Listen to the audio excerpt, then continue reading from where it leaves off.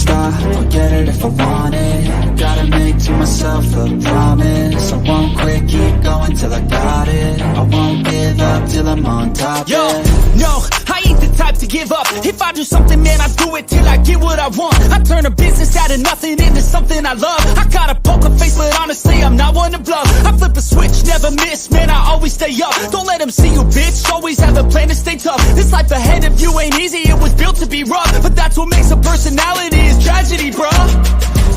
So keep your head on your shoulders. Now we ain't out here moving rocks, we out here moving.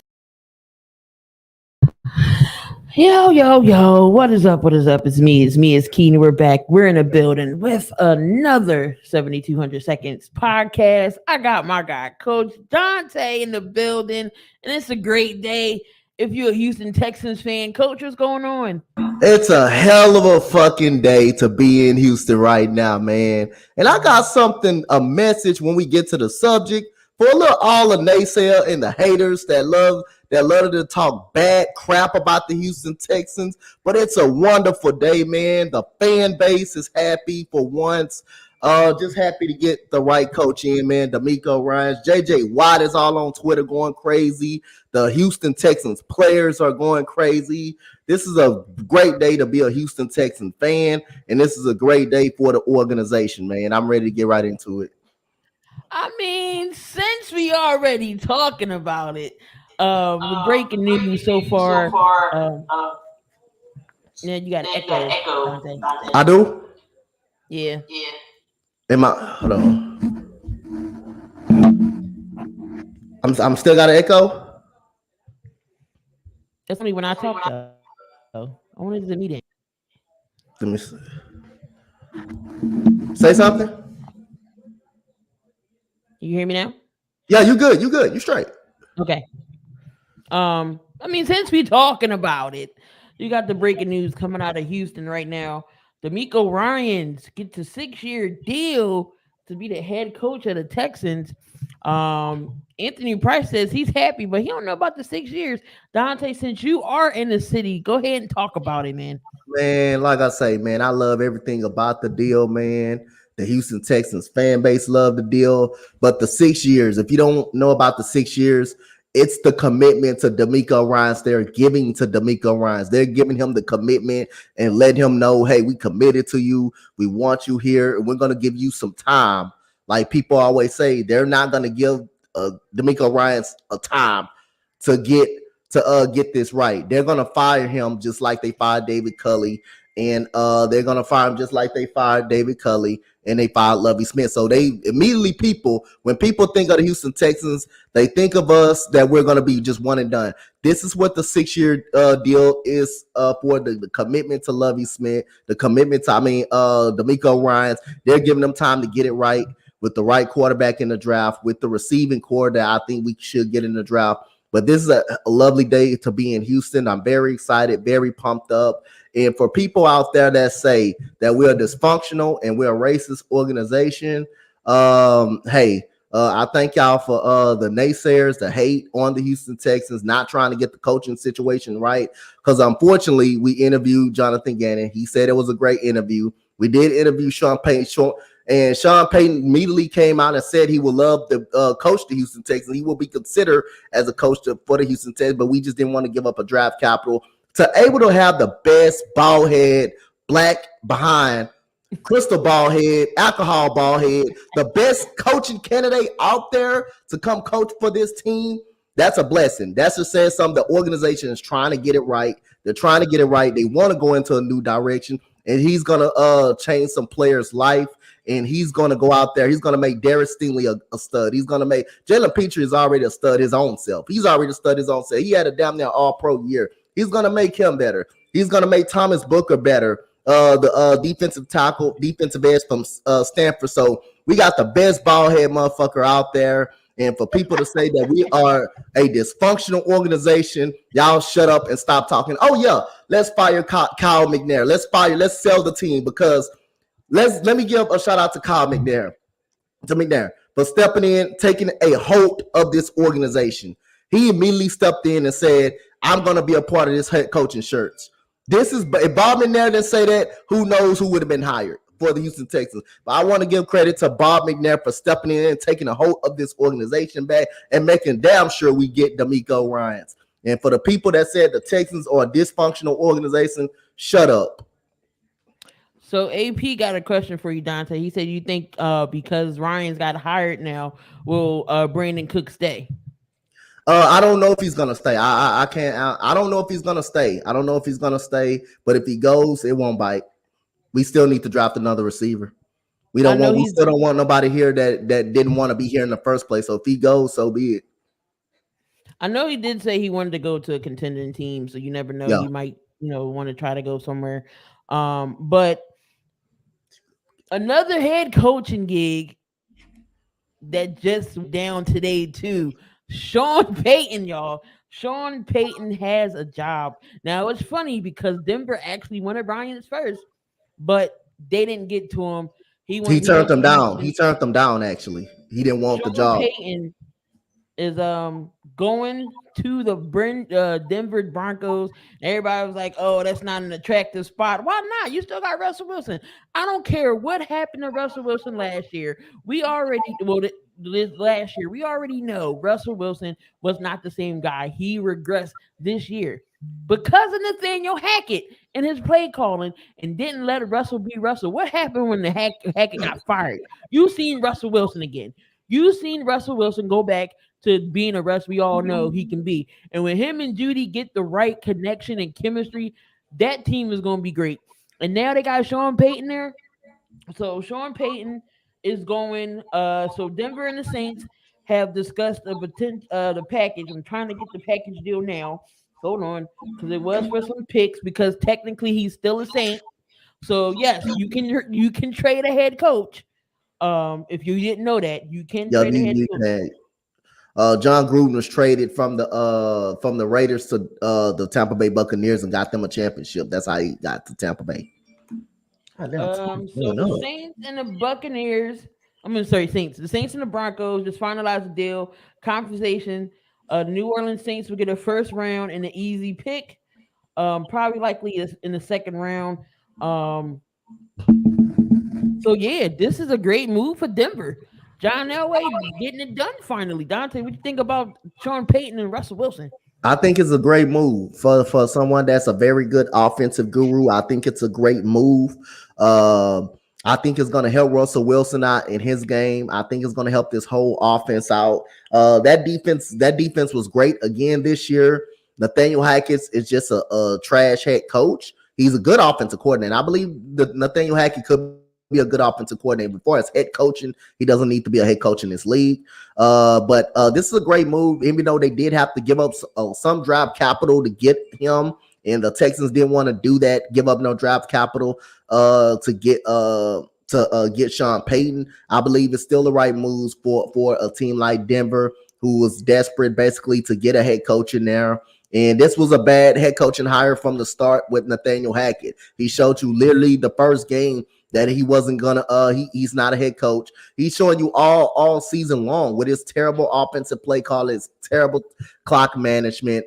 And like I say again, this is a great move. I understand you have to give up some draft picks, you have to give up a little draft capital, but I still think it's a good move to go in the right direction with a Super Bowl winning caliber head coach and Sean Payton. And you got the skill players on offense to get it done. They got to stay on the field as well. They got to be able to stay on the field as well. This defense is already good. So we'll see where it goes from now. But this is a solid hire. I like the hire about Denver. Even though Payton maybe not was their first option, because they wanted in on D'Amico Ryans, and D'Amico Ryans said no because he was going to take the Houston Texans head coaching job. So again, they went back, they doubled back and went to Sean Payton, and Sean Payton definitely accepted the offer. But I like the move getting Sean Payton. So let me tell y'all what Denver has been secretly trying to do. So Denver, in the last few weeks, they zeroed in on D'Amico Ryans. They secretly tried to get Harbaugh from Michigan. Who's dysfunctional? Who's the one was dysfunctional? The Broncos was, not the Texans. Who's this? Now you talking about a dysfunctional organization. That's who you talking about dysfunctional, who tried to get every coach in the book and it didn't work. They tried to get Harbaugh from Michigan, but then they negotiated a deal for Sean Payton. And then again, they tried to hire D'Amico Ryans but then they finalized the deal with Sean Payton. They went back to Sean Payton. They went back to him. But so who's dysfunctional? While the Texans interviewing good head coaching candidates, and if we were so dysfunctional, why did they want to interview? Why would they want an interview from us? If we were so dysfunctional, why would they want to come here and coach for us? Which is like I say, the Houston Texans all was keyed on DeMeco Ryans, and DeMeco Ryans wanted the job. He wanted the job, and that told you by Frank Warner's voice that he knew he was coming to Houston, and everybody else, the players from Houston, all of that were campaigning him to come to Houston. But who was dysfunctional? Was it us or the Broncos? I think the Broncos was dysfunctional at first until they got Sean Payton, and they knew they lost out on DeMeco Ryans because he turned them down. So they doubled back and went back to get Sean Payton and had to spend draft picks to get Sean Payton. While we got the best, like I said, the best bald-headed black guy out there, which is DeMeco Ryans. That head is shining, boy. DeMeco knows the organization, played for them. JJ Watt, like you said, is on board on Twitter. Great teammate. Wife is from the area, so why not? It was just a perfect fit. And he's a defensive guy, so he'll definitely get that defense. Defense already has flashes, so he'll definitely. If it's not in this year, give him to at least till next year or so. Oh, he's got a 6-year deal, so they're giving him more than enough time to get the job right. That shows you they committed. This not going to be a one and done. They shows he's committed, and we had one of the best secondaries in the league. We was good against the pass last year. People don't know that we was actually good against the pass. We was just trash against the run. So if you can run it, why throw it on our defense? Why throw it? That was our strong suit last year. Why throw the ball if you can automatic run? And that was what was killing us. They could run the ball on us. It wasn't easy to pass. It wasn't easy to pass. We played great against the pass last year. It was just a run game. We couldn't stop the run, and we had bad quarterback play. You did say if the offense was able to score over 20 points, you could have won more games than y'all. Yes, y'all played teams close. I'm not even gonna hold you. We only got blowed out at least once. We only got blowed out at least once or twice throughout that whole season. Every game else was close. The Eagles game was a close game until Davis Mills threw the interception. The Cowboys game, the coaching gave that game away at the goal line. Cowboys should have lost that game. We should have beat Denver. KC, Davis Mills fumbled the damn ball while we had the ball in overtime. So we was in the game, and we got talented guys on defense. And we just we get another, which is we gonna get another quarterback in and get another receiver. We probably can make some noise next season with DeMeco Ryans taking control of that defense. Now we're interested to see who's gonna be on the coaching staff now. Yeah, that's gonna be coming. You're gonna be hearing that coming up probably next couple of days or so. But since DeMeco Ryans is now gone from the San Francisco 49ers, this always happens to San Fran and the defensive coordinators. Robert Saleh, you saw what happened to him. He had the defense locked down in the 49ers. What happened to him? He went to the Jets. And slowly but surely, it's turning the Jets organization around. They went from being the laughing stock. I mean, it kind of still is with Zach Wilson there, but you've seen flashes, you've seen improvement.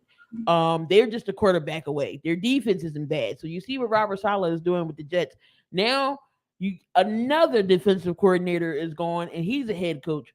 So now the 49ers have requested to speak with Steve Wilks to fill their spot in for the defensive coordinator job. What do you think about that? I think it's a solid hire. I think it's an okay hire. I really thought Steve Wilks should have got the head coaching job in Carolina. I thought he should have actually stayed the head coach there. They won their last game of the season. They went down the stretch. If they would have beat Tampa Bay, they would have been in the playoffs. They would have been in the playoffs with that win later during the season. But I thought he should have. I think this is a good hire. Again, Steve Wilks has done a phenomenal job with the Carolina Panthers organization. They're talking to him. Oh yeah, so I think it will be. I think it will be a solid hire. But I thought he should have still been the head coach of Carolina, because what he did with that team after their previous head coach got fired, I just thought the players respected him really, really good. The team started responding better. DJ Moore started getting his touches. You saw a better Sam Darnold. as well. So I thought he should have actually got the head coaching job there. But I think it will be a solid hire, but we'll see what happens from there. And ain't Indianapolis the only team that don't have a head coach right now? No, it's the Colts and Arizona. Yeah, but we are dysfunctional. The Texans are the dysfunctional organization. Them two can't even get a head coach right now. But yeah, the Texans are an organization in racism. Yeah, keep that in y'all back pocket, people. All right, so Frank Wright, you already know he got signed to Carolina. Now, you know Frank Wright is a quarterback's coach or a quarterback type of coach. He was a quarterback himself. He wants the franchise quarterback. I forget what pick does Carolina have. What is it? I know they're in the top 10. Is it the third pick? I think it's the third pick, right? I think they got the third. My bad, man. My bad, Chad. My phone blowing up. That's Twitter. That's my Texas people on Twitter. They're really excited about this move right here. But yeah, I think they got third though. I think they got the third pick. Check here. NFL draft order. So I know it is. I know it's the. I know they're Okay, the Colts got fourth. I think Arizona got the third pick. Let me see. Hold on. I'm gonna check. Hold on, I got it. You got it? You got it? Okay. Carolina is okay, they're 9. Okay. Arizona 9. Okay. Carolina is 9. And Frank Wright already said that he wants to draft a franchise quarterback. Knowing that he wants a QB and knowing that Chicago has the number 1 pick and they don't need a quarterback, do you see them trading up that far to get no franchise, to get a quarterback? No, I don't think they're gonna trade up to get a quarterback. I don't think they trade up to get a quarterback. I think they end up picking someone on the defensive side of the ball, probably on the defensive line for defensive line purposes. I think just because Kyler Murray is out with an ACL injury, I still don't think they're going to get a quarterback. Now the Panthers, they're going to get a quarter. I think the Panthers are Carolina. We're not talking about Arizona. Okay. I think you were talking about Arizona. I think Carolina jump up and get a quarterback. I think it's already kind of been known they go up and get a quarterback. The rumor is out there that they will jump up. They main focus is the quarterback situation, which telling you they're not that high on Sam Darnold. They're not high on their quarterback situation, even though Matt Correa was hurt. Yeah, I think they jump up and get a quarterback. I see them jumping up to get a quarterback. That just depends on what spot you get. Huh? What do you give Chicago in return? Okay, what you say? I said, what do you give Chicago in return? If you want to jump up 8 spots to number 1, I think something is lagging. Something back. Something is lagging. Hold on. Okay.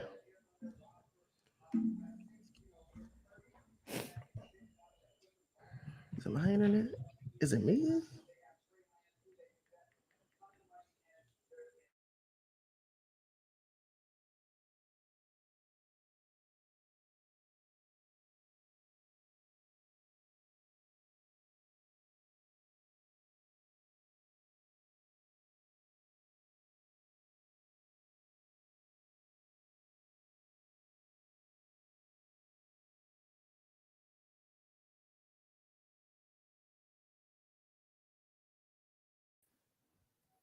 My fault, guys. We having some technical difficulties here. Can y'all hear me all right out there? Am I good until Dante comes back? But yeah. So what does Chicago?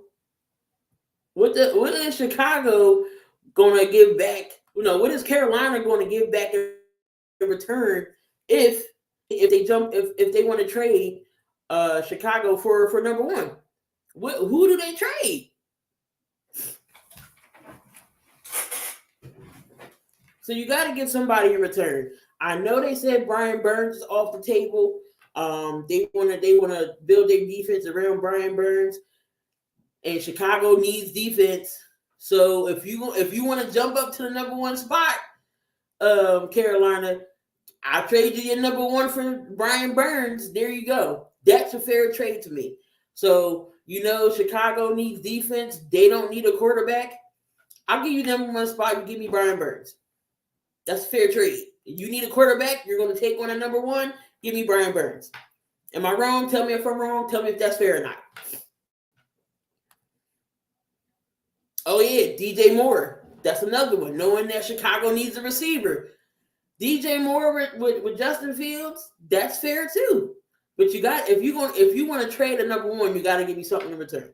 DJ Moore, Brian Burns, I could see DJ Moore. That'll be pretty good. That'll be good, pretty good. Carolina does have draft capital. No problem. No, that's definitely something that Frank Reich is going to look into. And the Carolina organization, because Sam Darnold absolutely stinks. They already said they want to draft a QB. So I would see no problem with it. They're not trading DJ Moore. That's true. Never know. He was on the trading blocks last year, though. I don't think they give up a player. They have draft capital, or they may not even move up to get to number one. We'll see. I highly doubt a quarterback will be there at number 9, not unless they get Will Levis or somebody like that. Even Levis might be gone before then. The Colts might take Levis. So I don't know any top tier quarterbacks that's going to be there in the first round. Levis, we all know Bryce Young and CJ might be going. The Colts might take CJ. Who knows? They got a lot. That's right. They did get a lot for Christian McCaffrey. So yeah, but definitely Frank Reich is he's gonna change that organization around too. Just give him time. Give him some more weapons. I know they had Laviska Shenault. They got DJ Moore. The running back was pretty solid. I like their running tandem they had. Chuba Hubbard. Panthers should just draft Hooker and sit him. Hendon Hooker, that's an option. I know he's coming off that ACL injury. So yeah, that could be some options for Carolina. So Sean Payton was Denver's third choice. Actually, they tried to get D'Amico Ryans multiple times. They even flew to meet Harbaugh. And they end up pivoting with So Peyton wasn't even their first choice. Do you see Tennessee? I think Tennessee might draft another quarterback. Malik Willis totally isn't going as well as planned. Tannehill either, in my opinion. But as we're waiting for coach, let's talk about Kellen Moore. Kellen Moore gets fired from the Cowboys, which was every Cowboy fan that I know, Christmas. That was their Christmas. Kellen Moore to get fired. Kellen Moore no longer is in the unemployment line because he is now with the Chargers. He's over there with the Chargers. And Justin Herbert, do y'all think? I think that Kellen Moore might actually be well over there with Justin Herbert. I think he'll do better than he did with the Cowboys. He likes running the ball. Well, he don't like running the ball, but you got Justin Herbert and Austin Eckler. I think he's going to dial up some good plays, especially for this Chargers offense. Got Mike Williams, got Keenan Allen. You still got some good receivers over there. Let's see what he does over there in Houston. I mean, not in Houston, in the Chargers in LA. So this might be a good move. Now, Cowboys fans, if he does better than he did with y'all, I'm going to laugh. That's going to be hilarious. I wonder who gets the head coaching job. Arizona, I know. Arizona Colts. But I got my guy in the background. We got Ian. What's going on? Nothing much. And again, y'all, we live on the Sports Empire Network as well. So we just talking about the different coaches and everything that got signed. What do you think about these hiring? Since you're the Denver guy, what do you think about the Sean Payton hiring? So, I mean, honestly, if we look at it from like a whole broad spectrum, in theory, we really just let go of a second rounder and Bradley Chubb, and we got Sean Payton in a third in response. So, I mean, if we look at it that way, it looks like a great trade. It just took 4 or 5 trades to get to this point, which is what I personally think a lot of people are upset about because I'm seeing Twitter go halfway happy, halfway upset because they wanted D'Amico Ryans. And I can understand that. But there's also conflicting reports that apparently Denver went behind Ryan's back to talk to Harbaugh again, and he didn't like it. But I'm also seeing reports that Denver hasn't been talking to D'Amico Ryans or his agent in about a week now. So it's really hard to say where it's gone. But honestly, I think we got the guy that personally is going to be the best fit for Russell Wilson. And given the changes and everything, I feel like he's probably the best coach with the most expertise that could fill in that role the best. And I think D'Amico Ryans is a perfect fit for Houston, being a former player there, being a voice of the locker room, being a former captain there. I don't see why anybody would be upset with either of those hires, personally. Definitely. And we already, coaching already expressed how, he's ecstatic about it. He's a defensive guy. Texans defense wasn't that bad. It was just their offense that couldn't get going. So definitely. What do you think about Frank Reich in Carolina possibly moving in the draft to get a quarterback?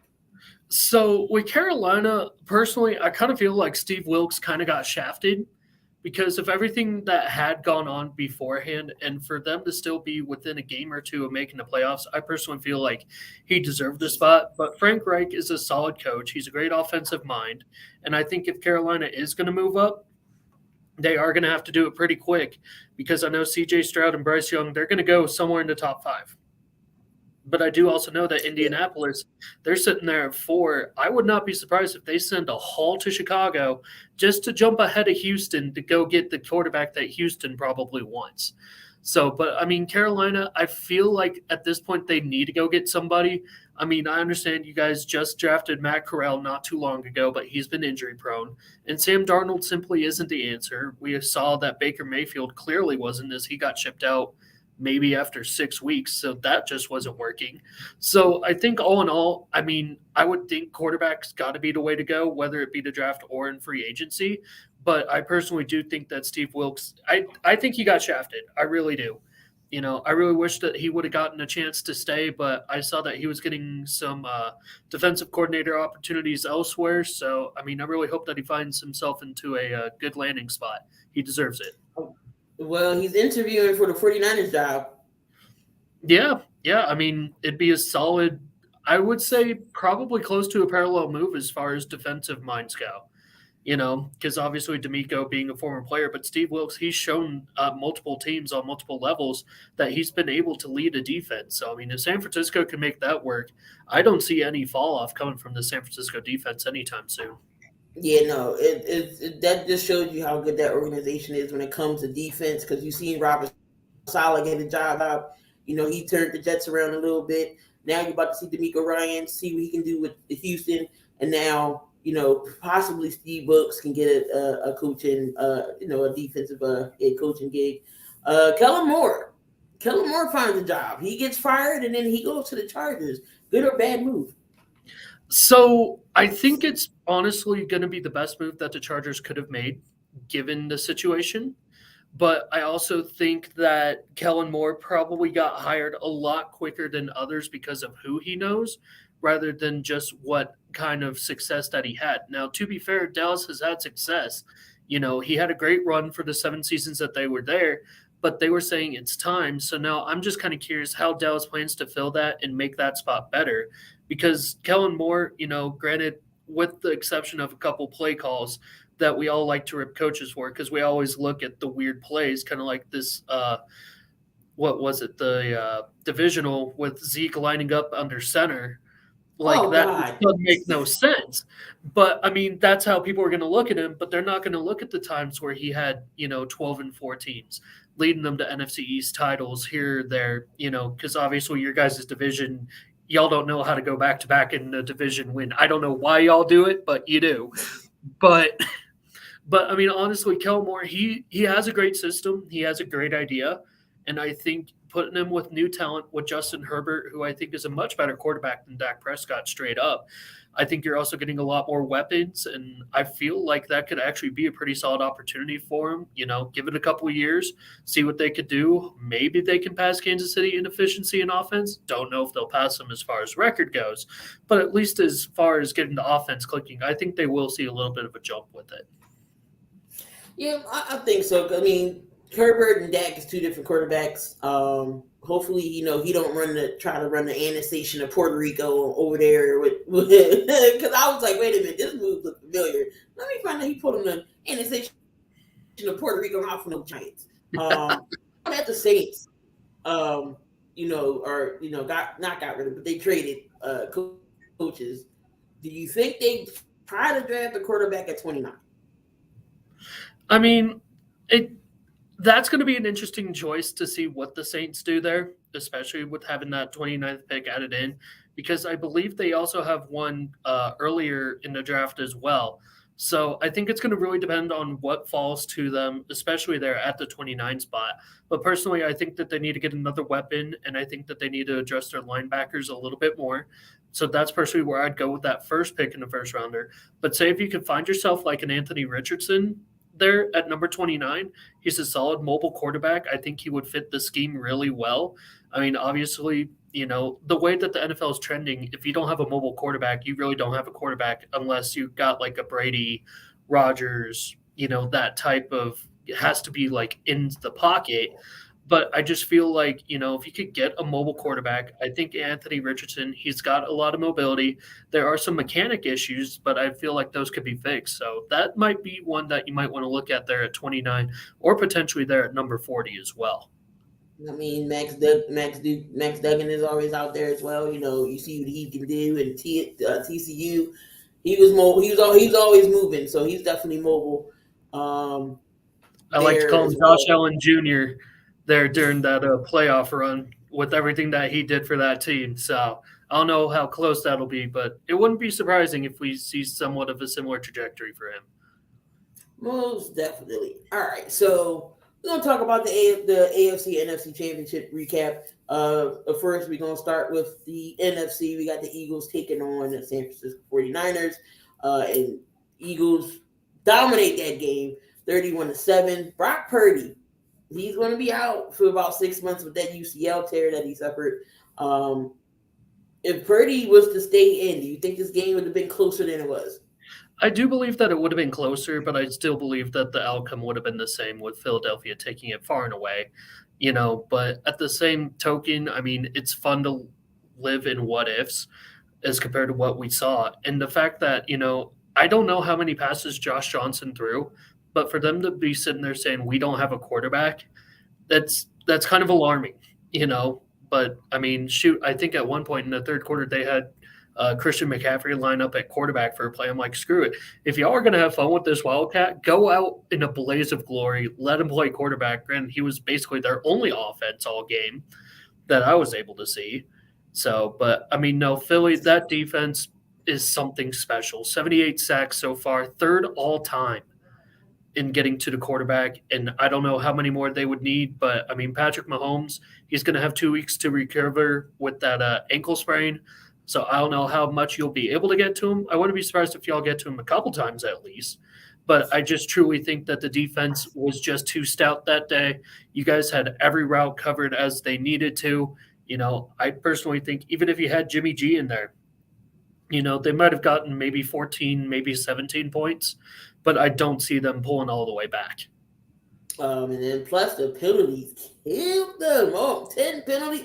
You can't win games that way. I mean, I know that Devontae Smith catch wasn't a catch. It just camera angle wasn't on. That's why Shanahan didn't go for it. That's why Smith was like, hurry up, because he knew he didn't catch it either. But, and they just completely shut down everybody. Kittle didn't really go off. Deebo Samuel didn't go off. Now, because do you think Deebo's production over the season went down because he said he didn't want to be a running back? Now, that's like being all over the place in the slot, in the running game. I mean, running back. Do you think his production went down because he said he only wants to play quarterback? I mean, wide receiver? I can't think possible. bullish, but at the same time, I think the coach was going to use him however that he needed to be used best. You know, when he was moving around, I felt like he was honestly getting more open looks, and maybe it wasn't just him, but maybe more players on the team were getting open looks because the defense was so locked in on him. You know, you'd have to move him one way or another. That could shift an entire defensive look. So, I mean, you could go from a cover two shell to a cover one very quickly, just depending on where you had your guy lined up. But that's just me. But personally, I think it's better with them moving around, but that's me. Coach, you good now? Yeah, I'm straight. My bad. I forgot I had my iPhone. I used that as a hotspot to get back home. My bad. I forgot about that. I'm so goddamn excited. Go ahead. Just recapping that Eagles and the San Fran game, talking about how dominant the Eagles defense was, pretty much shutting down San Fran. So what you think about the game? I just thought the difference when Brock Purdy kind of went out. At first, it was the start of the game when Brock Purdy went out. I thought the 49ers was by the second quarter. I thought the 49ers was giving the Eagles a little trouble on the defensive side of the ball. I thought they were still giving the Eagles a little bit of trouble. Bosa was being disciplined. He was shutting everything down on the outside. And I really thought that secondary did pretty well. I thought the secondary did pretty well outside of probably the one play you gave to Devontae Smith, which was a drop. But, you know, when the commercial came on and when the game came back on, nobody knew that the ball was actually dropped after that. That would have changed the momentum a little bit. It was still 24-7 though at the end of the game. But when Brock Purdy went out and they couldn't throw the ball up the field. Josh Johnson couldn't be accurate enough. They couldn't run the ball. I thought that Philadelphia defense started dominating. And I just thought, you know, the 49ers in the middle of the second quarter self-destructed on penalties. They self-destructed on penalties. You had the face mask penalty. You had the illegal touching.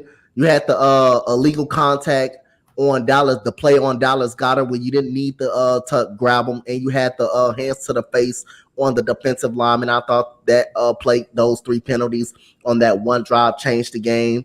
And right after that, you know, you decide to put Brock Purdy in. He clearly could not throw the ball. The Eagles wasn't going to let him run the ball to get back into the game. And I just thought it was you just got to get an Eagles. You just got to get an Eagles credit. They dominated. They did have trouble in the first half with the defensive line because the offensive line wasn't blocking as much. That was due to that San Francisco defensive line getting home. But as the game went on and on, the Eagles offensive line starting to wear down that defensive line for that front seven for the San Francisco, because they have to get back on the field because the San Francisco offense could not do anything. It wasn't like the Eagles offense didn't play great. They didn't play great at all. It was just San Francisco kept getting 3 and outs. They kept getting 3 and outs, and that wore down the defense. So at the end of the day, the defense was on the field too much, and the Eagles, you know, once they went seek blood, they go for it. They start running the ball with Gainwell, Miles Sanders, Jalen Hurts, and it wore down the San Francisco defense, 49ers defense. It wore them down. And they definitely couldn't stop them after that. Moving on to the AFC Championship game, we got Joe Burrow and the Bengals going up against the Kansas City Chiefs. Chiefs pulled this game off. You know, the Bengals had some blunders. They could have won this game. Ian, I'm going to start with you. The Bengals had this game, in my opinion. They could have won. That costly flag at the end is what killed them. Talk about this game. Yeah, no, honestly, you're right. I mean, the Osai penalty there at the end did absolutely deflate them. But, you know, I would feel remiss if I didn't bring up the whole reffing situation, because it is alarming when you have analysts hired by the NFL to be your senior leaders in news and everything of that nature saying that this game was rigged, that there were a bunch of missed calls, things of that nature. And then earlier I was seeing a tweet saying that Ron Torbert, who was the head official, is now under investigation because his brother placed a massive bet on Kansas City, and he was the head officiant in the game. So I don't know how true that is. I'm still looking into that. But if that's true, that could be huge as well. But I do think Cincinnati, at times, they do feel like, they were in control. I really thought, with about 2.5 minutes to go, if different play calls had been called right about when they were about at the 40 or so, I really feel like y'all could have kept the ball out of Mahomes' hands. We don't have a situation where it's on the linebacker hitting Mahomes a couple seconds too late. But I mean, it's just a bunch of little things that added up. I feel like there was missed opportunities on both sides of the ball, but you're absolutely right. Cincinnati took it to them. I really did think that this was going to be a 3-point game, 23-20, Cincinnati there with about 4 minutes to go. And, obviously the play happens. And here we are talking about the Andy Reid Bowl or the Kelsey Bowl or whatever bowl you want to talk about. So, but that's my thoughts on it. Think about this Chiefs and Bengals game. Did the Bengals shoot themselves in the foot? Yeah, I thought they shot themselves in the foot plenty of times in this game. You go back to the 2 interceptions. The first one with Joe Burrow threw. You look at the second one when it was actually tipped up in the air. But I didn't think that counted. That was a pass interference penalty, so they did actually begin that interception back. But the first interception, you thought that killed them. And then the personal foul penalty. It was the holding penalty on Eli Apple that definitely killed them. In a big turning point in the game. And Patrick Mahomes, mobility. It was a play that he threw the touchdown that he threw to Valdez Scantling, where he immediately escaped up out the pocket and threw it in between two Cincinnati defenders right in a perfect spot. That play kind of made a difference. There were several plays that made a difference in the game. Pretty much for the Chiefs to win this game. The defense got a lot of pressure on Joe Burrow. Joe Burrow was getting beat up. Getting beat up in the pocket consistently, man. And again, man, you just got to get a credit to the Kansas City Chiefs, Chris Jones, Nick Bolton, Trent McDuffie. That secondary did a pretty much a very good job outside of the great catch by T. Higgins. That was just a great catch by T. Higgins. Nothing you can do about that. That was just a player going up, wanting the football more. But Kansas City Chiefs defense kind of frustrated the Cincinnati Bengals offense pretty much, and the offensive line was just getting taken to school by Chris Jones and his defensive front. So you just got to give credit to Kansas City. This was a solid ball game. Joe Burrow was able to bounce back, take some shots like he did against Tennessee, but obviously those shots kind of wore down on him, and that costly penalty, kind of killed them, sealed pretty much the deal. Yeah, most definitely. But it's going to be the Andy Reid Bowl going up against his former team. We got the Kelsey brothers going at it. Two African American quarterbacks. This is a history game in itself. We're not going to go too far in depth because I want to save that maybe for next week or closer to when the Super Bowl comes. But y'all predictions now. Who y'all got? Oh God! If I got to pick right now, Philly by 4. I think it's going to be I think it's going to be 27-23 Philly if I had to pick right now. I have to go Philly. 28-24 Philadelphia by a touchdown. Yeah, I think it's going to be close. It's going to come down to it. I honestly think that the Eagles defense can get to Mahomes. I really think they can. I know they have a good offensive line. Mahomes don't get sacked that much, but they haven't seen the defense like the Eagles. So we'll see. And then vice versa. We got a good offensive line. See how their defensive line is against our offensive line. It's definitely going to be special. Definitely going to be a good game to see. There's rumors. Don't know if it's true or not, but Aaron Rodgers possibly could be on the move. I know he was talking to Pat McAfee about it. Do y'all see Aaron Rodgers going anywhere? I think if the Packers were smart, they would make the move sooner rather than later. I feel like at this point, what your ceiling is with Aaron Rodgers. I also feel like you could try to save yourself $50 million in cap space by moving Aaron Rodgers, saying if if the Jets would be willing to take on that contract, which seems to be the, I guess, betting favorite of where he would go if he were to be traded, kind of following a Brett Favre-esque type career arc at that point. But honestly, because I know Rodgers was saying, okay, yeah, they're making all these decisions without me. Well, that's their job. They're going to do what's best for the team long term. So personally, I think, if you can move Rodgers and that other team's able to eat that entire contract, you're freeing up about $50 million that you can use in cap space. You got to see what Jordan Love is at this point. He's been sitting behind Rodgers for so long. When he came in, he actually looked semi-efficient. I'm not saying that he's going to be the next Aaron Rodgers, but at least he looked serviceable. And that's pretty dang good for an NFL quarterback nowadays. So, you do that, you shore up the O-line a little bit. Maybe you sign Lazard to that wide receiver 1 contract. Maybe go get a solid number 2, fix a couple of little holes on the Packers deep. But again, that $50 million comes in big time, especially when free agency comes around. Because without that $50 million, Packers are just going to stay the same as where they are right now. Thanks. Coach? I think is over. I think Alan Lazard won't return to the Packers. He already admitted right after the Detroit game he's not going back to the Green Bay Packers. So that's a receiver they're going to lose right there. And like Ian said, if you're smart enough, you let Aaron Rodgers go. You figure out what Jordan Love is. And it's safe to say Jordan Love, if they decide to keep Aaron Rodgers next offseason, I'm axing out, man. I don't want my career wasted as a backup, not getting the opportunity to play on the football field and see what I could do. If I'm Jordan Love and they are keeping Aaron Rodgers a part of this organization, I'm gonna ask out. I will actually ask out, but it's the right move. It's the right move to make. Let him go to somewhere where he has an opportunity of winning. I wouldn't say it's the Jets, but I think he will consider going there.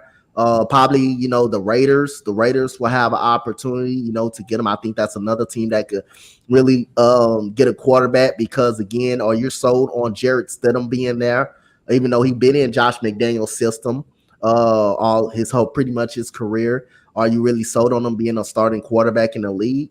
But we still see. But the right move is to get Aaron Rodgers up out of there and see what Jordan Love has on this team. Yeah, like Jordan, Brett Favre came in. Brett Favre was there, and Rodgers sat behind him 4 or 5 years. Now roles is reversed. Aaron Rodgers is in. You sit Jordan Love. You move up to get a Jordan Love. So why not see what Jordan Love do? Because he didn't do bad when he was out there. He didn't do that bad.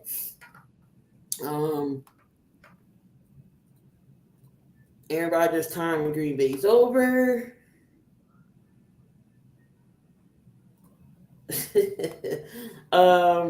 Yeah, most definitely. So we got 3 big questions facing with the Chargers. I think since the offseason is coming, we're gonna pick divisions to see what needs to be done and moving forward. So we're gonna start with the AFC West division.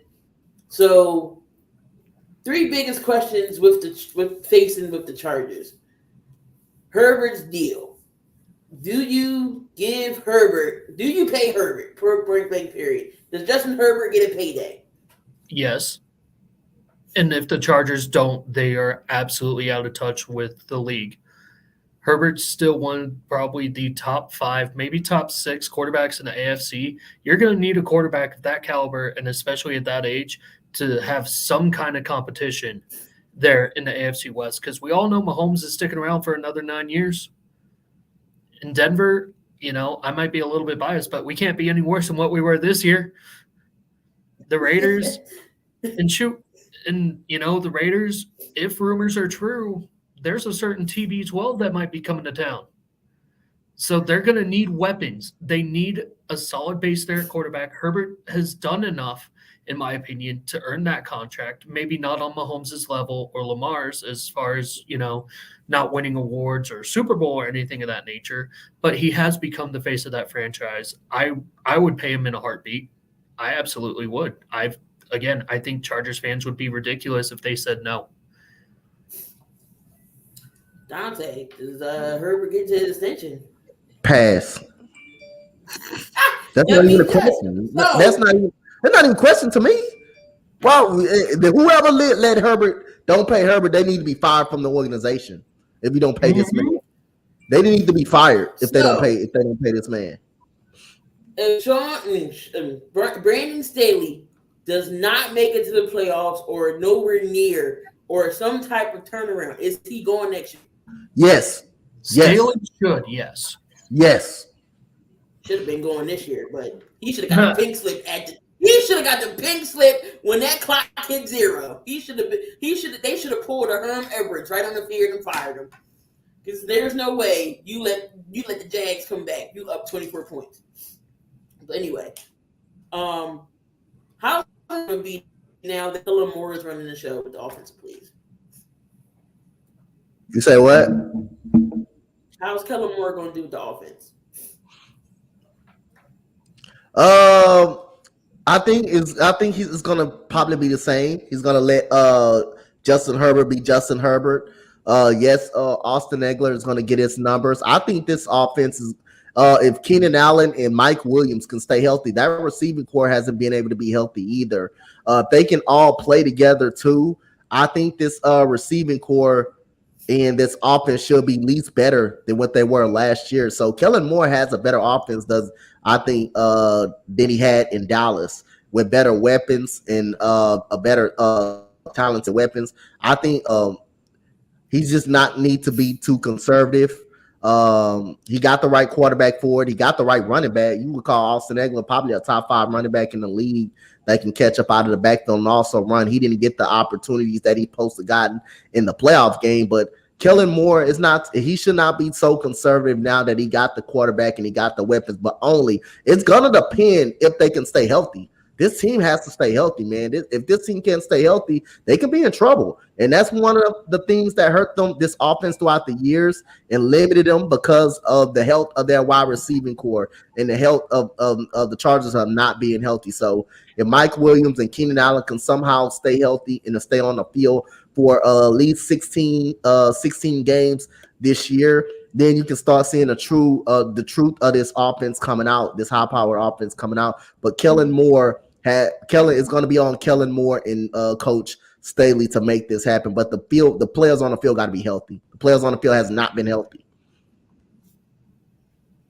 So what about the defense? We've seen on paper Darwin James, J.C. Jackson didn't really play. Bosa stayed getting hurt, but he came back. Khalil Mack was the only healthy person there. Right, Callahan was okay. What did the Chargers defense have to do to be that elite defense?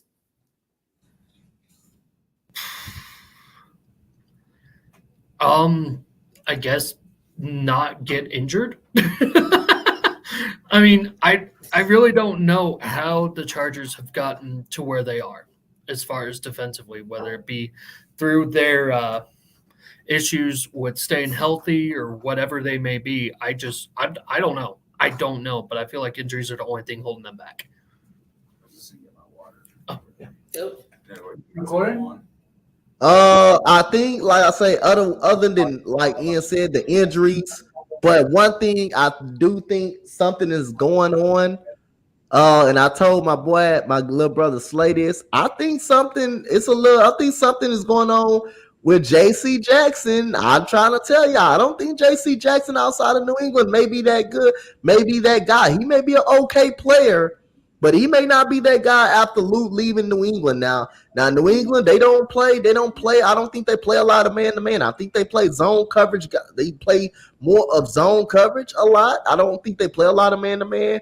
But times, I know J.C. Jackson was hurt, but I'm not gonna say just because he's hurt. He was still on the field playing football against the Kansas City Chiefs, and he got burnt a couple of times. So the games that he has played, he didn't look good. I don't want to hear nothing about an injury because guess what? He still was on the field. He still was playing football. Now, if you're playing football, that's no excuse if you're still out there. So I done seen sometimes this year he didn't look vulnerable, and he may not be who he is. But he's gonna be. I'm not saying he's a trash player, but he's okay. But he may not be that stud that everybody thinking because we know how New England plays the defensive side of the ball. We know how they play.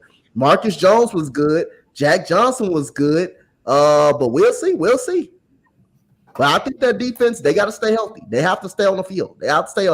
This team, it has to stay on the field. This team does not stay healthy a lot. They sure enough don't. And we all know Jake. You know, he's a diehard Charger fan. So we'll see what the Chargers are going to do. We talked about the Broncos a little bit earlier with the head Sean Payton and what he possibly could do. We talked about the defense. We all know what Kansas City can do. They in the dang on Super Bowl. But let's go to these Raiders. What do they do at quarterback? Because they didn't put out there that they want to trade Carr. So far, we don't got nothing. Does Carr come back? Do they keep him? Do they trade him off? What do they do at the quarterback situation? Well, Carr's already come out and said that he's done as a Raider. They sent him home with 2 weeks to go, even though they were still in the playoff hunt. He's done. He's done in Vegas. So, you know, any team that goes out and signs him, they're getting a great quarterback. I'd say probably a top 10, 12 quarterback in the league. You know, obviously solid decision maker. But again, you know, the Raiders, they're going to need a quarterback. I keep bringing it back around, TB12. You know, that seems to be the hot spot for him. But beyond that, I mean, I really don't even know who's going to be coming up in this quarterback class that you could really slot in there that's really going to be worth anything that is similar value to what Derek Carr was to that squad. Unless you go get TB12, or you can magically afford Aaron Rodgers on top of that Devontae Adams contract that you just gave him as well. So, and I don't mean to cut this short, but I do have to get to my show now. So, but it was good seeing you guys. No problem. Hopefully I'll hop in later, all right? Thanks, Ian, for hopping at you. Of course. You know, Raider Nation is going to have a fit because Ern is already having a fit if Tom Brady comes to Vegas. Dante, what do they do with this? What do they do to the quarterback situation? Well, since Derek Carr is gone and they openly admitted that Derek Carr is gone, is Jarrett Stidham the answer? I don't know. TB12, I don't know if he's going to be the answer, even though you still got Devontae Adams out, but it will be another quarterback in that first round that people will gamble on. That is Anthony Richardson, the quarterback out of Florida. He's going to be a quarterback that's going to be picked in the first round. And here's some strange things about Will Levis not playing in the Senior Bowl, or because of a broken foot or something, broken toe or something like that. I'm hearing all that stuff on Twitter and stuff that's going pretty much going on. But Jimmy Garoppolo could be an option. That's another option too, since he is not going to probably be in San Francisco any longer. But it's a lot of question marks what should be going on with that quarterback situation. And I know Raiders fans is having a fit. And my boy Ern, like you say, I told y'all Raiders fans, he called it from day one. Josh McDaniel was I'm always giving Ern credit.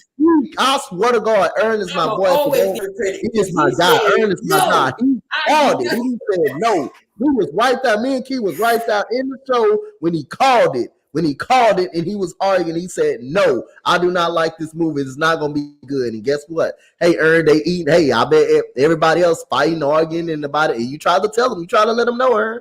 You try to let them know. They don't listen. He said, I do not like this move whatsoever. Everybody was like, oh, give McDaniels a chance, blah, blah, blah. He was like, no, I don't want to. And now, look what happened. In the words of Ern, Josh McDummy. Josh McDummy, yeah, they feel dumb now. Everybody wanted to crucify Ern. They wanted to send him to the. I swear to God, they wanted Ern. They wanted Ern neck. They wanted Ern neck after that one. Hey, they wanted Ern neck right after that one, and it appeared to be right. Hey, Ern is right. Ern know what he talking about. Y'all got Ern, man. Y'all got my boy Ern messed up. He know what he talking about. But if y'all get TB12, oh my God, I'm gonna keep the receipts because it's in the chat. Ern said no, TB12, no. I think Ern will watch. I don't think he would watch the damn Raiders if TB12 went there. But it's that time, y'all. It's that time. Coach, who's on your list this week? Know what I got, man, this week? My handy dandy notebook. So I didn't put a little thing. I didn't put a little theme on, man. If you don't, you probably don't know this, Key, but it's gonna be very exciting right here at my number 3 pick, and I think people are gonna like it. So let me start out with my first, my fifth, the fifth one. The first time on the list. He's a center. He's a forward from Texas Tech. They come back from 23 points down against Iowa State. Iowa State, who's a really good team in the Big 12. Kevin O'Banner, 24 points at number 5, 13 rebounds on Texas Tech. They were 0-8 in conference play, and they beat one of the best teams in the Big 12 last night. They were 0-8. They were 0-8 in conference play, and they come from behind 23 points, and Kevin O'Banner was a big part of that one from last night. Win over Iowa State. Thank you so much, Kevin O'Banner, because y'all helped Texas get up to the top of the Big 12 with that win against Baylor. Thank you so much, Kevin O'Banner. You definitely contribute, so he deserves to be on this list at number 5. First time making the list. The number 4 on my list. It was a great game between LSU ladies and Tennessee Volunteers ladies last night. And we got the veteran who's gonna probably, I don't know if she's gonna be in the WNBA draft, but she is a vet. Her name is Lexis Morris. Lexis Morris, LSU guard, 31 points, 3 assists, 6 rebounds. Definitely, Angel Reese did have a double-double, but Lexis Morris was the deciding factor of that game yesterday of beating Tennessee, Tennessee had a tough schedule. They lost to UConn, but they were 8-0 going into that game. Both teams were 8-0 going into that game, and Lexis Norris was the reason why Tennessee left up out of that 8-1 and they're 9-0. I can't wait till LSU and South Carolina play. I cannot wait till they play. That's going to be a really good game when those two teams match up. So number 3, you really want to know number 3, Key? You really want to know who's number 3? The whole Eagles defense. I put the whole Eagles defense at number 3. You put the whole defense. I put the whole team, the whole Eagles defense. They deserve it because 31-7. Yes, Brock Purdy went up out of the game, but he played in the game, but he just happened to get hurt. Nobody wished no injury on anybody. Nobody knew that was going to happen. But this Eagles defense giving up only 7 points to this offense, completely shutting the 49ers down. Hurting 2 quarterbacks, taking out 2 quarterbacks. This Eagles team and this Eagles defense deserve to be at number 3. And I know that was shocking, but yes, a team can go on here, and especially if you play great and you play lights out, especially on the defensive side. Yes, you on my list. Number 2, and this is gonna be sadly, but again, it's gotta be, if someone's gonna be number 1, and it's gonna be a great one I pick. Joel Embiid is number 2, but if Joel Embiid is number 2, something is better. That means something performance is another better. It's probably better. But Joel Embiid, 47 points, 5 assists, 18 rebounds. Yes, he played great. He played great against Jokic. He did. Joel Embiid got good respect for Jokic. You can tell after the game. It's nothing personal. Yes, like I say again, I voted for Joel Embiid several times to win the MVP award. I know a lot of Philly fans think he got robbed, and so be it. Like I say again, Jokic is a great player. He's a great player in his own, and like I said, I wasn't mad that he won it. And then I also went for Joel Embiid to win. But we do know his injury history that seems to hurt him down a stretch. But he balled out. He balled out. And to go as far as to call Nikola Jokic a fluky, fraudulent MVP, come on now, that's going too far. That's taking away how great the man is, and this man is really a really great player. So, like I say, but let me get to number 1, and the first time on this list is Damian Lillard.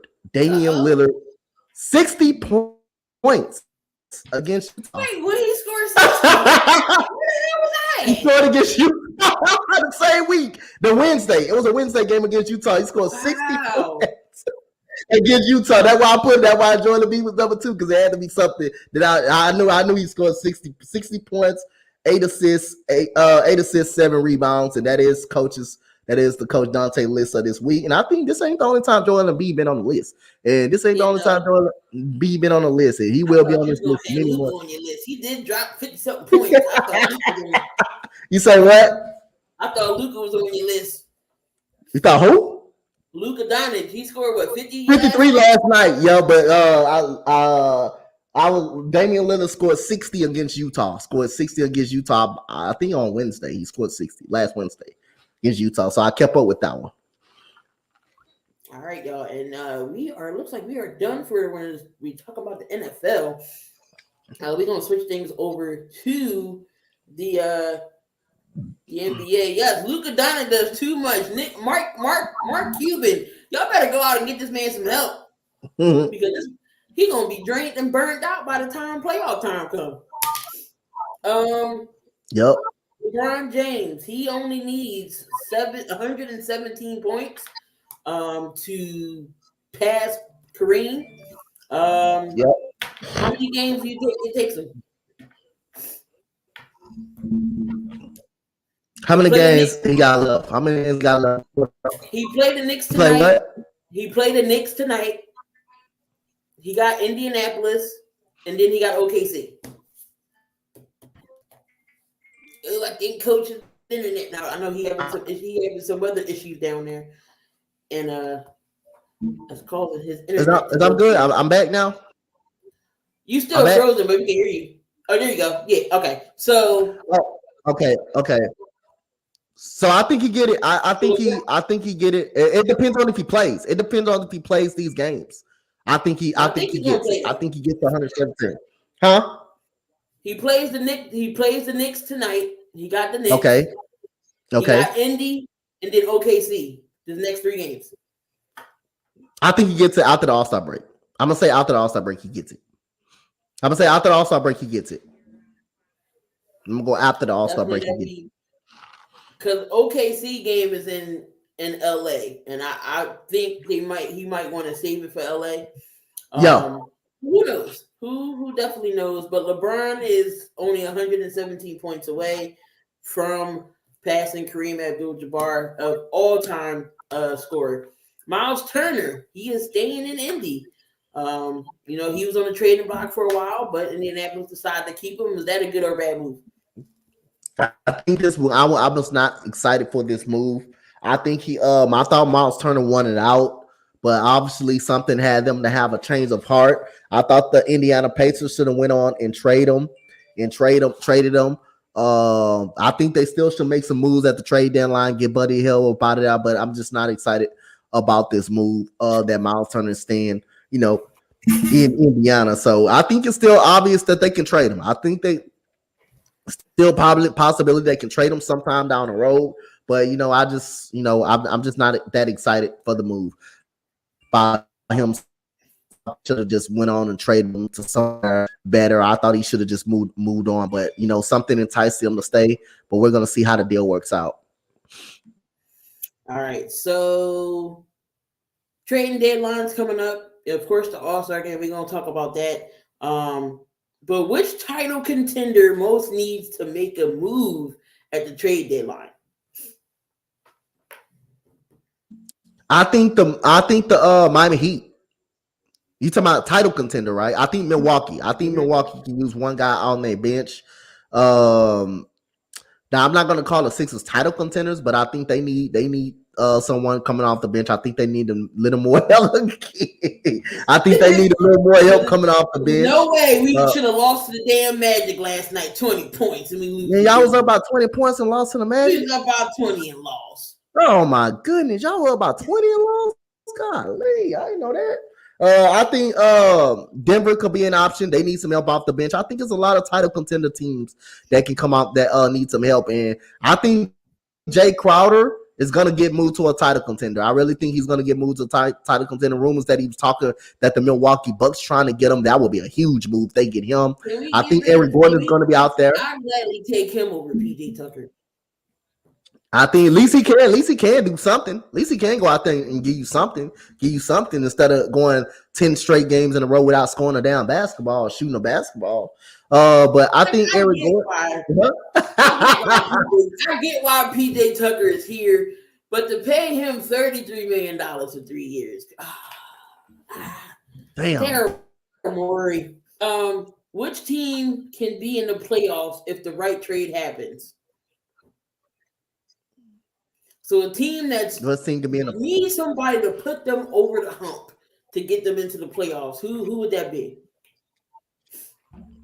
Miami. I think Miami. If the right move happens, I think Miami can be in the playoffs. I just love Miami. I just love the culture that they got set. I think they probably one move away from being a dangerous squad again.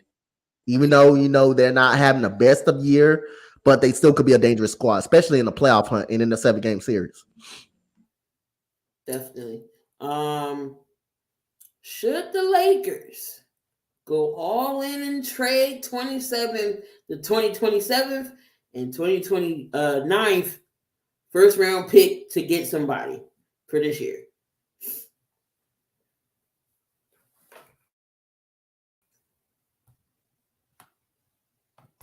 Ew, coach is laggy.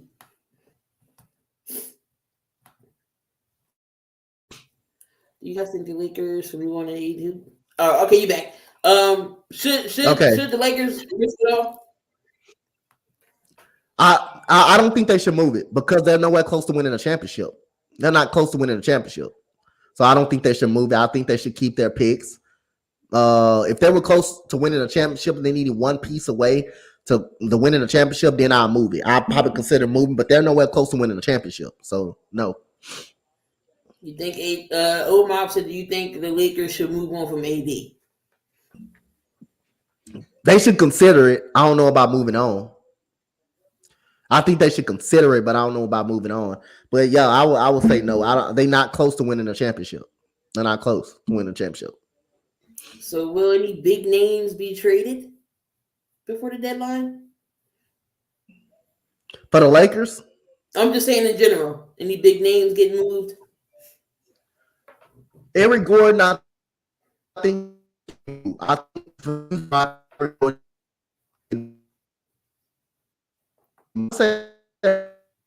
gonna say OG and OB. I think it's a strong. I think you say what? Nobody care about Eric Gordon.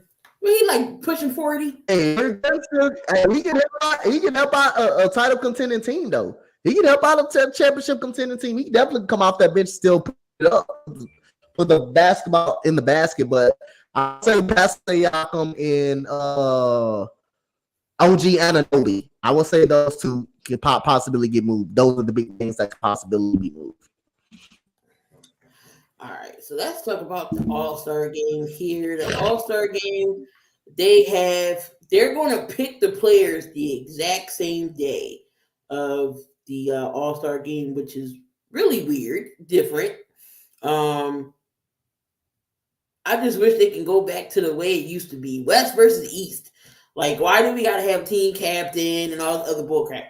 So this year's voting was different. They voted for Eastern Conference front court and the guards. So the front, and then the back court. So back court consists of 2 forwards and a center, I think it was. But let me get the All-Star list here. So you have for the East, you got Donovan Mitchell. This is your starting 5 for the East. You have Donovan Mitchell, Kyrie Irving, Giannis Antetokounmpo, Jason Tatum, Kevin Durant. So you mean to tell me no Joel Embiid is in the starter? So Jaylen Brown missed out of the East backcourt, and then Joel Embiid missed the East. So over in the West, of course, you got. Why is this site being stupid? All right, so I know LeBron James is the captain, which not surprising.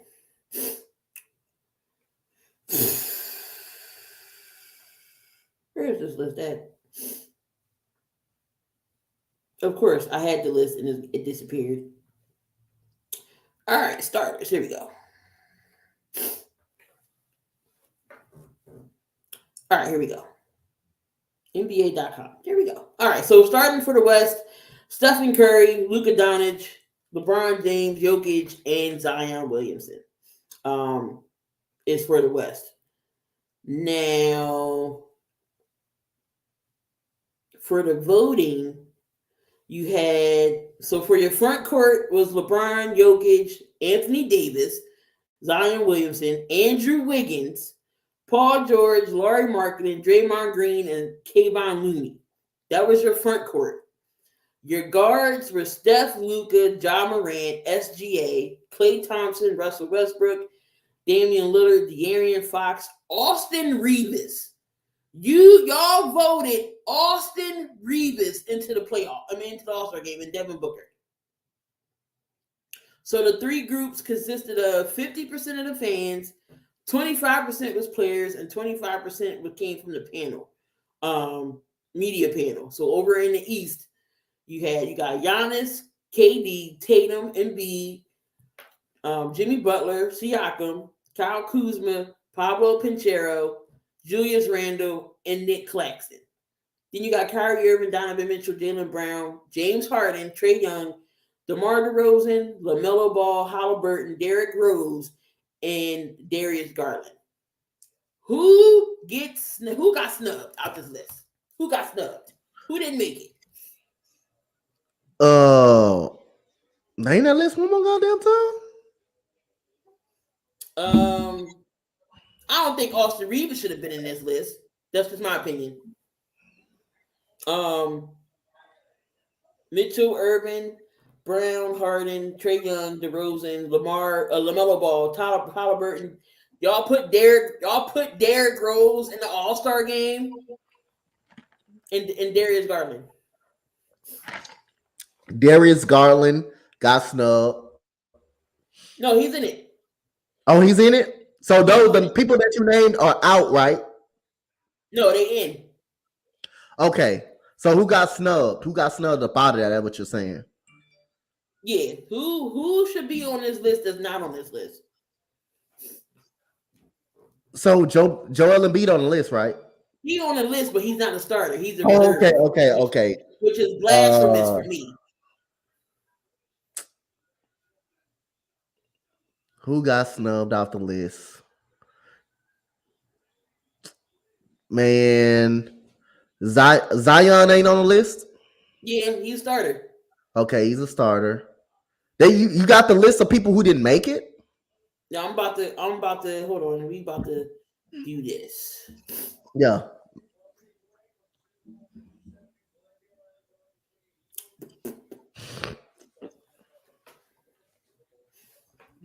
Not hating on Zion, shouldn't be there.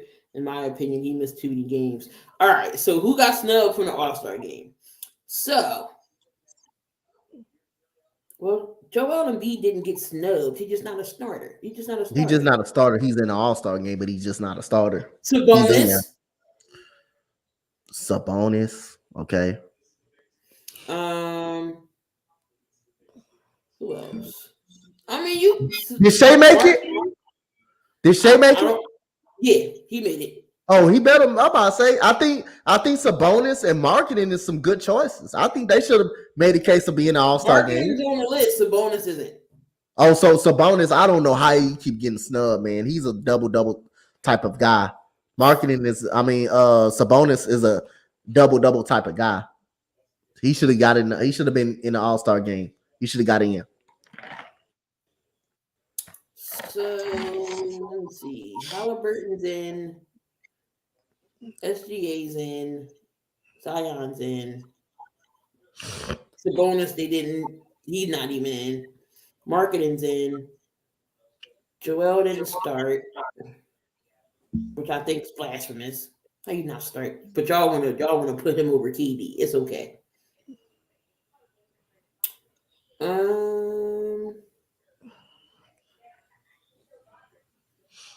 Tyrese Halliburton in? Yeah, he's in. Oh, that's good. De'Aaron Fox is in.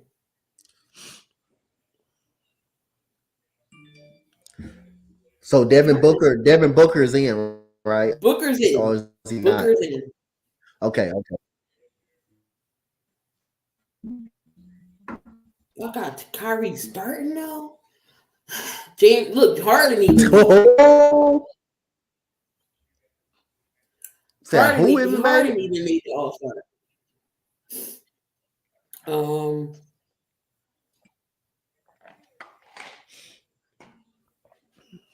right, so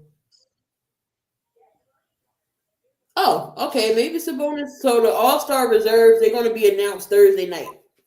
So Okay. people still got a shot to get into the reserves.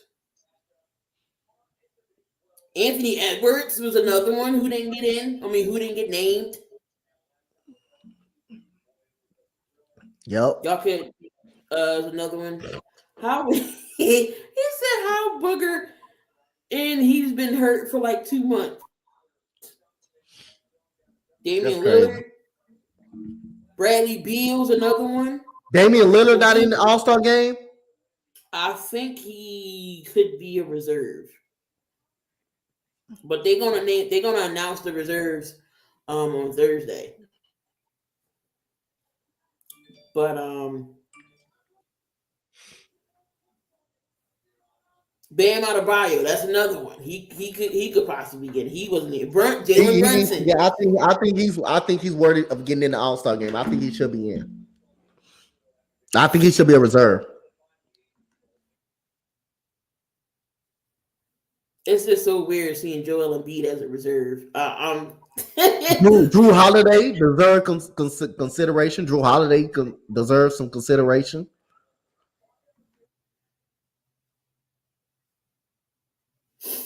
All right, so there's your All-Star list.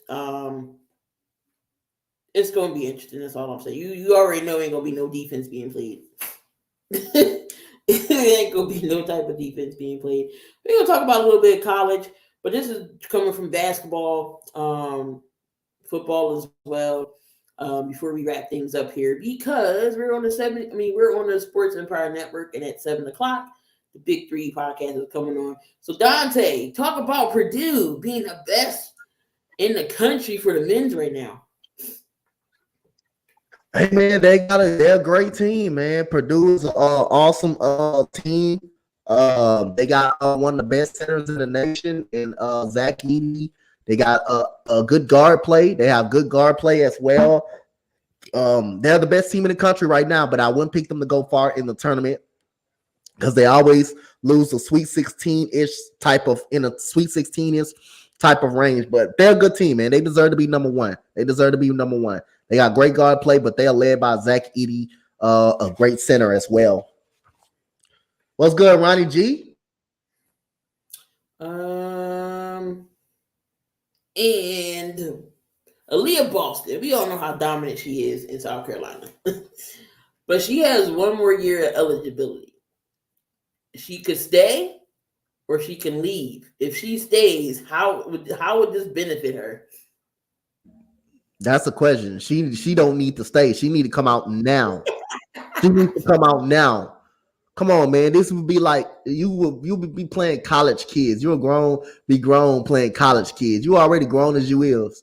But come on now, Leah Boston, make the right decision and go to the WNBA, where you probably be the first overall pick in the draft. You're ready for the WNBA right now. Don't waste your time staying in college and get hurt. And now all of a sudden, you got to reset. You got to hit the reset button. Come out of college now, Aaliyah Boston. I'm warning you, come out of college now and go to the WNBA after this season. Can you imagine if she stayed? Her and Caitlin Clark would be probably go 1 and 2. Caitlin Clark, go be in a draft. It's some awesome college ladies going to be in that draft this year. So speaking of Aaliyah Boston, she is the headline again for the Wooden Award in the top 20. Leah Boston, you got Cameron Brink, Caitlin Clark's up there, Zia Cook. All these girls are up for the Wooden Award, but of course, Leah is number 1. South Carolina still is on top of the AP poll, but shout out to Oklahoma's Taylor Robinson. She set the 3-point record last night for Oklahoma. I don't know if you've seen that, Dante. I haven't seen it. So she holds the 3-point record in Oklahoma. 2 days after setting the NCAA women's basketball career for 3-pointers, Oklahoma Sooner guard Taylor Robinson had another life highlight. She did meet Stephen Curry, but she broke the record with her 498th 3-pointer in Oklahoma. So she's the record holder in college basketball for 3-pointers. That's crazy. That's crazy. That's crazy good. That's crazy good right there. That is crazy. That is legit right there. That is goddamn legit right there, man. Oh man, but yeah, we don't really got too much for y'all else tonight. I mean, we pretty much broke down the breaking news that happened earlier today with the coaching. Arizona and the Colts are the only teams left who doesn't have a coach, but we'll see who they're going to get. I don't know if the Colts is going to get Jeff Saturday, if they want him back. Yeah, it definitely should be interesting. What is coming up? I ain't got nothing going on this weekend. Well, you know, Coach always got something going on. He's always doing some type of play-by-play with something. But you got anything else to say before we get on out of here, Coach? I'm happy that we got our head coach. We got our head coach, D'Amico Ryan's been some good news, in the NFL, and it's just been even we got the Super Bowl coming up. It's getting hotter and hotter in the NFL season.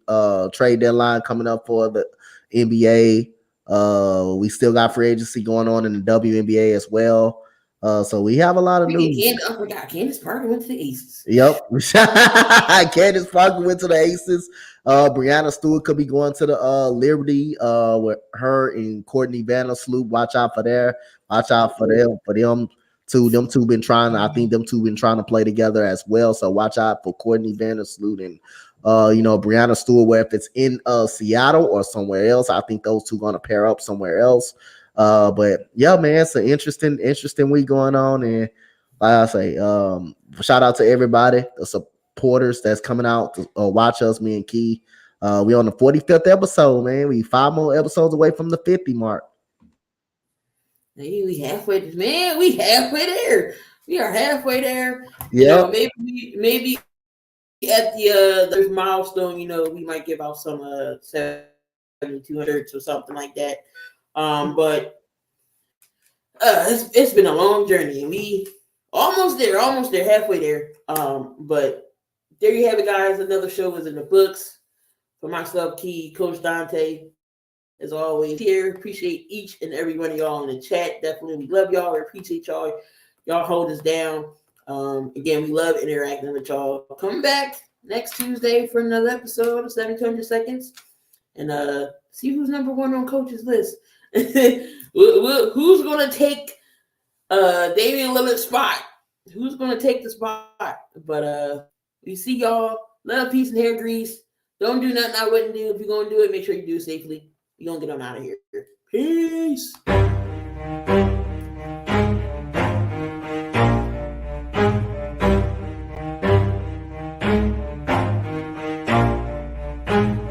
Never stop, I'll get it if I want it. Gotta make to myself a promise. I won't quit, keep going till I got it. I won't give up till I'm on top. Yo, no, I ain't the type to give up. If I do something, man, I do it till I get what I want. I turn a business out of nothing into something I love. I got a poker face, but honestly, I'm not one to bluff. I flip a switch, never miss, man, I always stay up. Don't let them see you, bitch, always have a plan to stay tough.